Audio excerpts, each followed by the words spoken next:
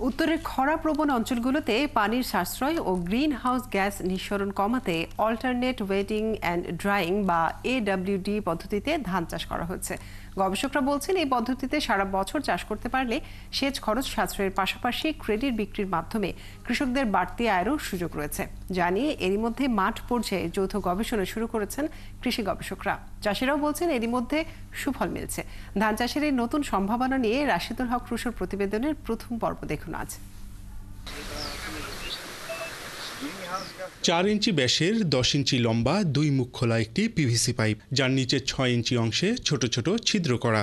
ধানের জমিতে বসানো এই পাইপের মাধ্যমেই কৃষক জানতে পারেন তার জমিতে কখন সেচের প্রয়োজন। নতুন এই পদ্ধতিকে বলা হচ্ছে অল্টারনেট ওয়েটিং অ্যান্ড ড্রাইং বা AWD।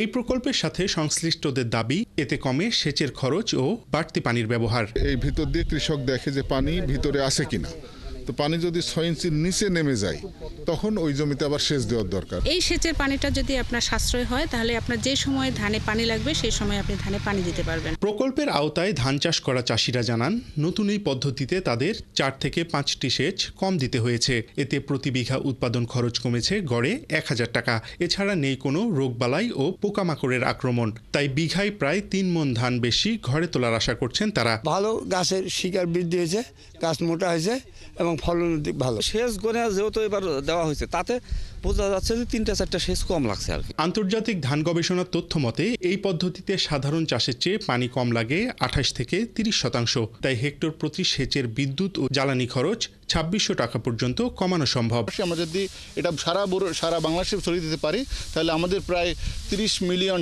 সাশ্রয় হবে। এদিকে সেচে ভূগর্ভস্থ পানির ব্যবহার ও চাষের মাধ্যমে গ্রিন হাউস গ্যাস নিঃসরণ কমাতে AWD প্রকল্প বাস্তবায়ন জরুরি বলে মনে করেন এডিবির প্রিন্সিপাল ইকোনমিস্ট।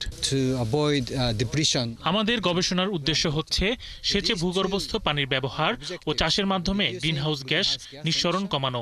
এই পদ্ধতি ব্যবহার করলে কমে সেচের খরচ ও বাড়তি পানির ব্যবহার। নওগাঁ জেলার 4 উপজেলায় গবেষণার অংশ হিসেবে 1000 হেক্টর জমিতে AWD পদ্ধতিতে ধান চাষ করা হচ্ছে। রাশেদুল হক রুশো, 71।